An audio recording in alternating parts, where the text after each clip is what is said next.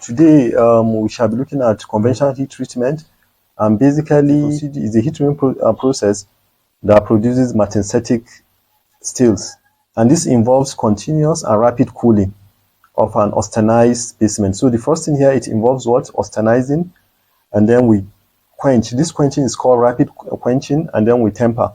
The tempering is to regain some part of the what? Lost ductility. So in the first two stages, austenizing and quenching, the mechanical properties significantly what? Increase. It becomes inflated, the mechanical property. And so, but you know, when strength increases significantly, there's a backdrop in ductility. And so we use tempering to what? To regain some of this ductility. So this is the most important thing for you to understand today. In conventional heat treatment, these are the major process. Are we together, class? Yes, sir. Topic. So let's start. The first thing is heating above A3. This is the A3 line. So it means you'll have to, you know, when you reach this V region, that is the austenite region, isn't it? So if you are able to reach the austenite region, it means it transforms from ferrite. You know, here in this region, it is ferrite plus what?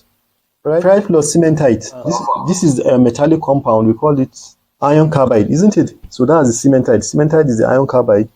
So when you heat, for conventional heat treatment, it involves heating, just like annealing. But in this case, you are going to heat above what? A3 line. This is the A3 line. So this is the A3 line. This is the A1 line. And this is the A what? CM. So when you heat up to the A3 line, what happens? The alpha and cementite turns to what? The ferrite and cementite turns to what? Is that austenite? Yes, it turns to austenite. That's why we say we austenize, right? And so this is what it means. You have to hit the A3 line so that it will become what? Austenize, right? So this is basically when it becomes austenized, we have an advantage, isn't it? Then we cool. So in this case, the cooling is going to be done very fast. If the cooling is not fast, it means it will pass across this. So there is this S, which is, this S is gotten from experiment for a particular alloy, right? So in this case, when you cool fast, it means it won't touch the S. We call it rapid cooling. And this is it, quenching. You know, quenching is different from just cooling under atmosphere. So quenching, it means you're either using oil or water or fast moving air or blowing, right? So by the time you quench, the material becomes very strong. It forms martensite. You see, martensite begins to form at the surface, and then on the surface at the center. So when you cool below, this is the start of martensite forming on the rod material, and MF is the final complete formation of martensite. So it means if you don't cool below this MF, it means not all the rod will become fully martensite. But when you cool below MF, then all the surfaces, something like this is it here. Here is cooling. In this case, is cooling in water or oil. So when you are cooling, which parts start getting the cooling? Is this surface or from the inner part of the rod? Which parts begin to cool? It's with the surface. So it means the part that cools faster, martensite will be formed first. Martensite begins to form from the surface up to the what? Inner center. So this is two ways. Either if you are cooling diameter wise, in this case, the cooling is diameter wise, isn't it? From surface to inner center. Or you can cool this way. Maybe this is the length, and you only sprinkle at one side, right? It means the cooling here is lengthwise. Are we following? Can you see the diagram? It means the martensite will begin to form from this side, that cools fast, up to where? Up to the other end. But where there is no fast cooling, martensite is not going to what? Form. It's not going to be formed.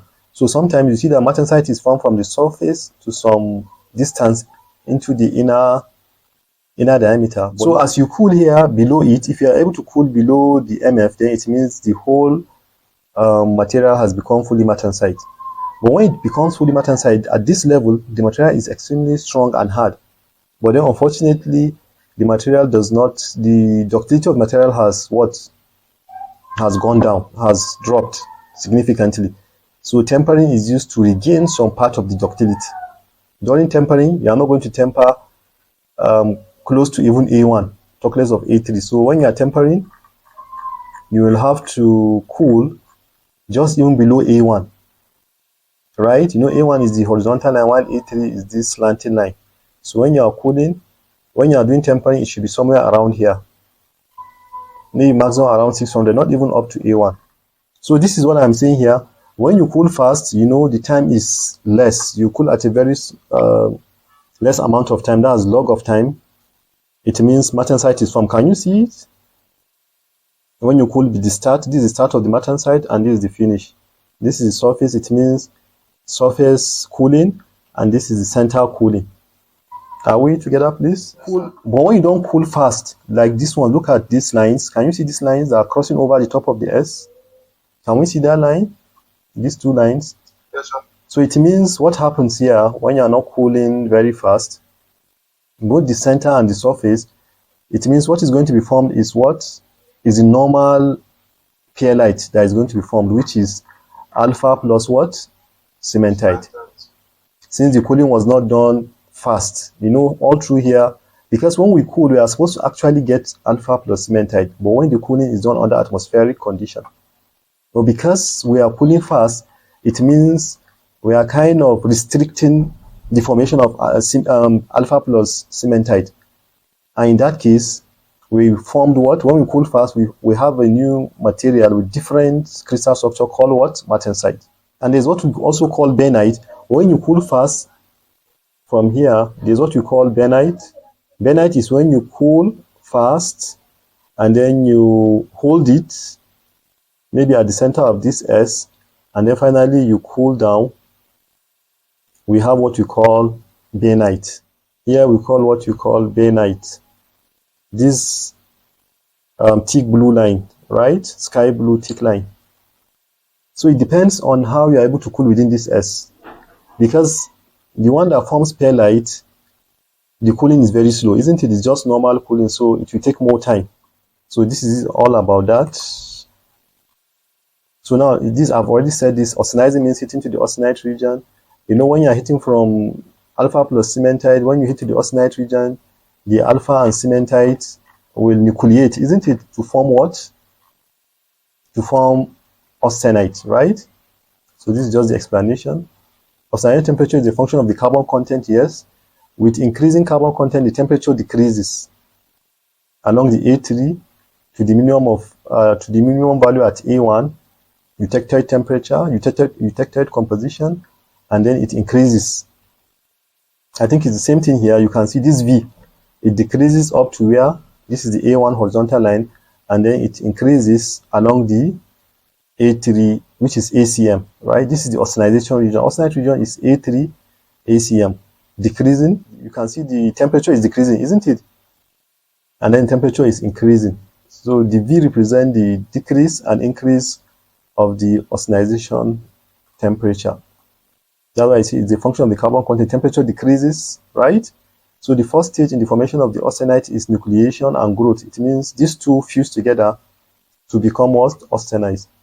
So to minimize time for austenization, the temperature used is approximately 55 degrees. So it means for you to have austenite, fully austenite, you will have to hit along this V at least 55 degrees. Can you see? Before it can be fully austenized.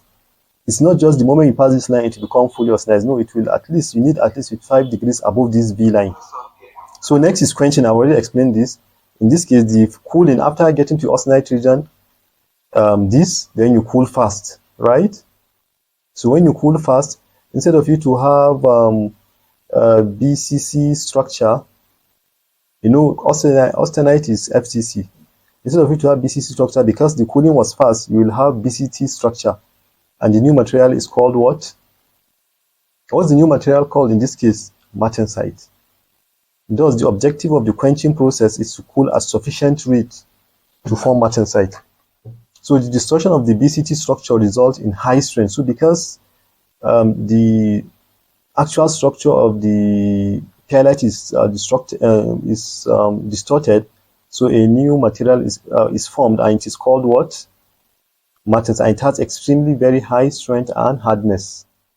So now we want to determine the degree of the martensite formed. at what percentage is martensite formed. Because martensite may not be formed equally because the cooling is not done all through the material exactly the same time, right? It's only where there is fast cooling. So places where there is slow cooling, martensite may not be fully formed. And in that case, on those areas or region, you may not have extremely high strength and hardness. So we want to determine the degree of how martensite is formed. It is called what? Hardenability. So this is what we are going to discuss now. So now I want to see the degree at which martensite is what? Formed. So these are the quenching media. You can use steel. When you use still air, normal atmospheric, it's very slow. You can see it will take more time. When you use oil, you take less time. The fastest is brine. That's mixture of what's brine? Mixture of water and salt, right? And tap water also cools fast. So water cools faster than what? Than oil. Even salt itself is slower as compared to what? Brine. So I've explained tempering because when you have martensite, the material is extremely strong and hard, right? So in this case, you need to regain some aspect of what? You lost ductility. So to regain this amount of ductility, you temper. And tempering here is just heating, as I said, below the detector temperature. Tempering in which the steel is reheated to an intermediate temperature. So during tempering, you heat to some intermediate temperature level, maybe somewhere around, this is the A3, A19. So maximum it should be less than what? Tempering should be less than A1. Maybe somewhere around 600 degrees maximum. That's tempering. Heat, so it means you just heat within this region, hold and cool, hold it at that temperature, and then finally what? You cool. So this is called what? Tempering.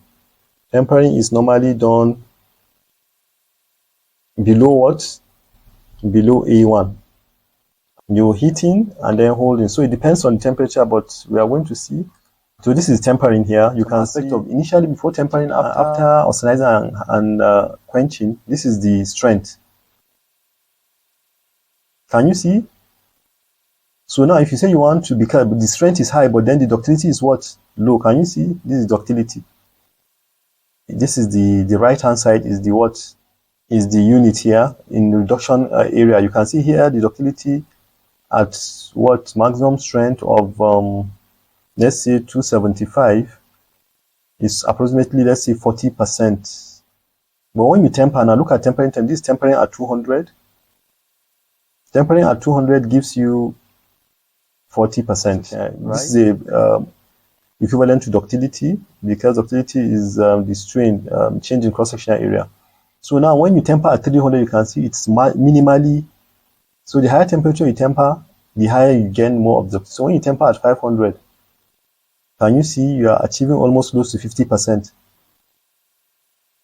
But then unfortunately, if you go straight horizontal from 500, you see that strength has what? Reduced. So as you temper, you regain some ductility, but you also lost some of the strength. Oh, are you guys not with me? Yes, water is the quenching media. So since the quenching media, it means you are going to pick this one here at the left. And which one has 4140 and 1040? Is it the first, left or right? Which one has two of the materials? This one, the left one, right? So we pick this one and this one to align them. So let's come.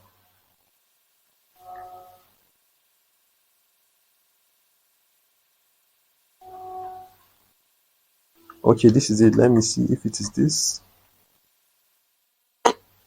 So I've already aligned it. So you pick each one, you pick it.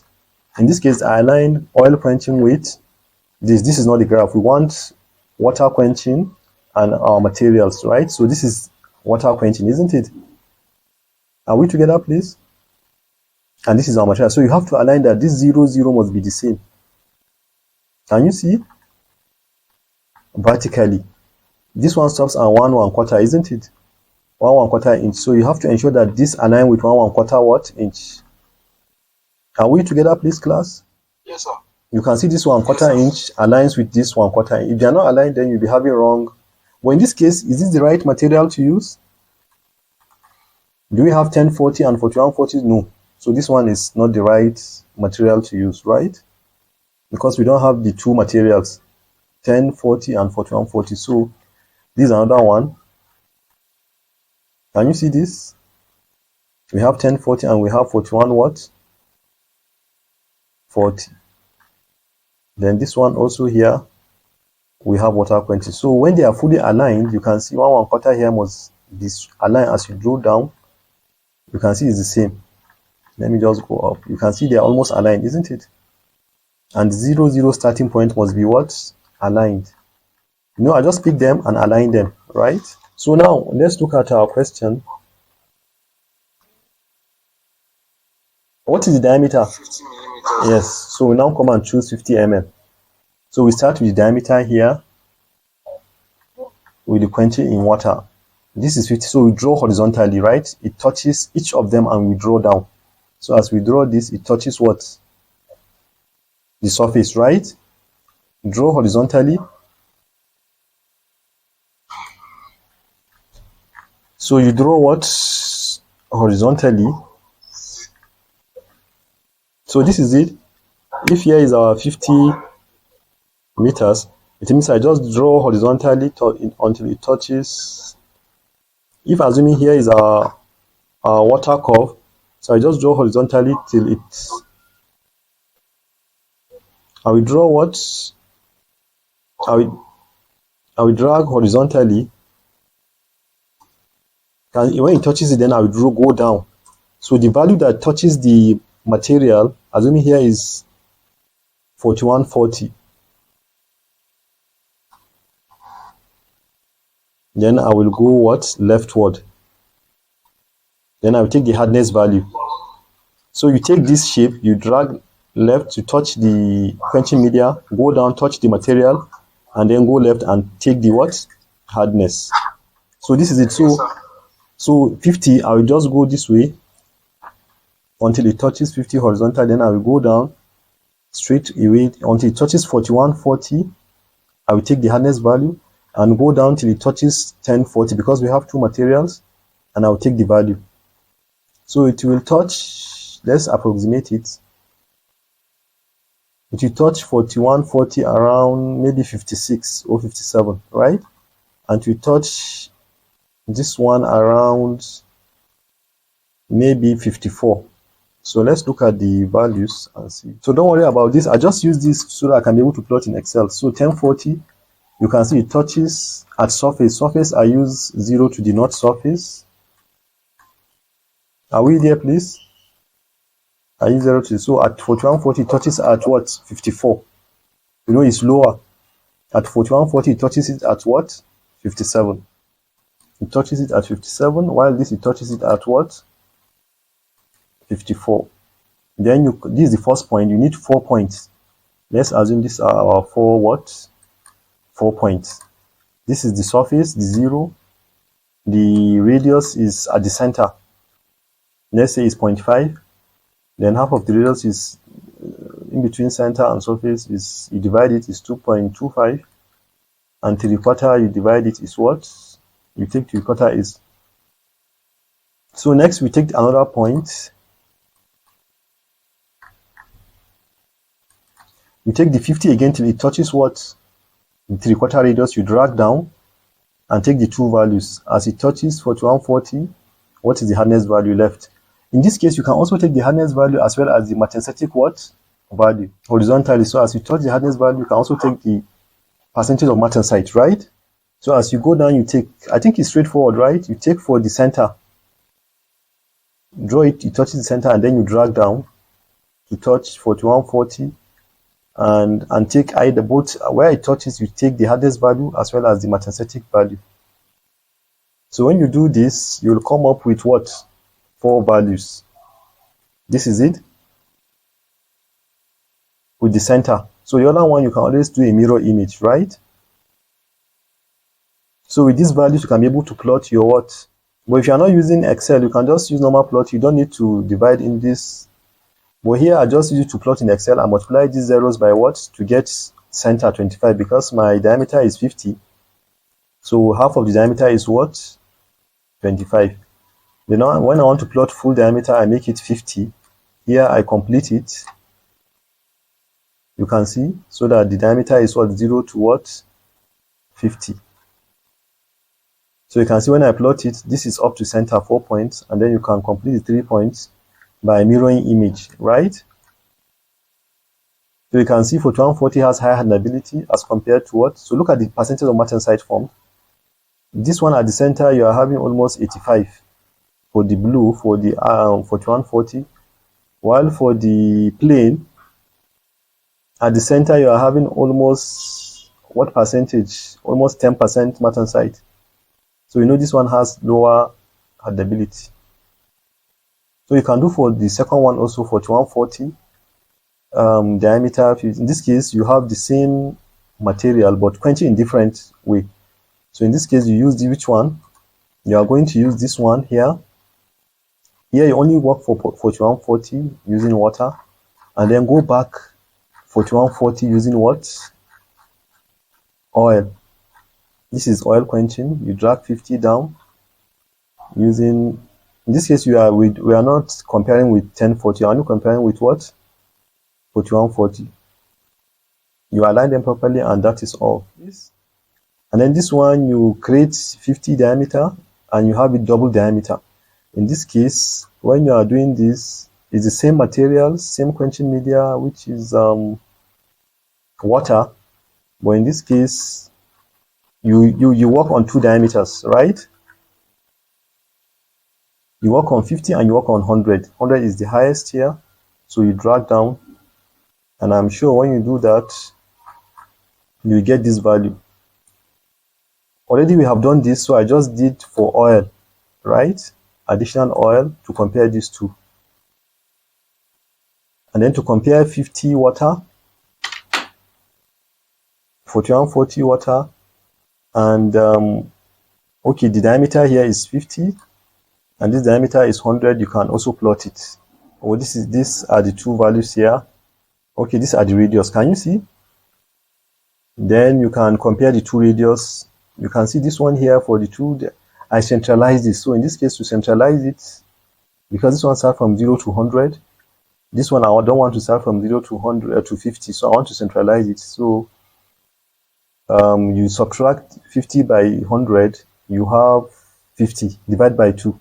So it means this one will start at 25 and ends at 75, right? And you can see the comparison for the C.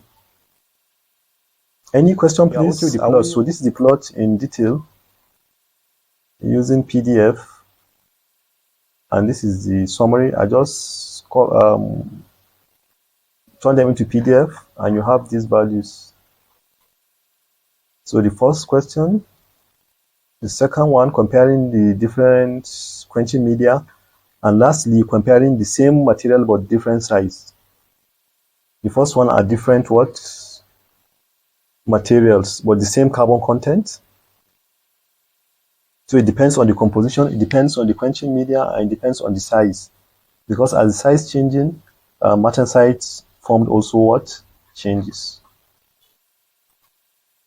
I think maybe we stopped here so that next week we look at the Grossman's critical diameter method and also review some of what we discussed today.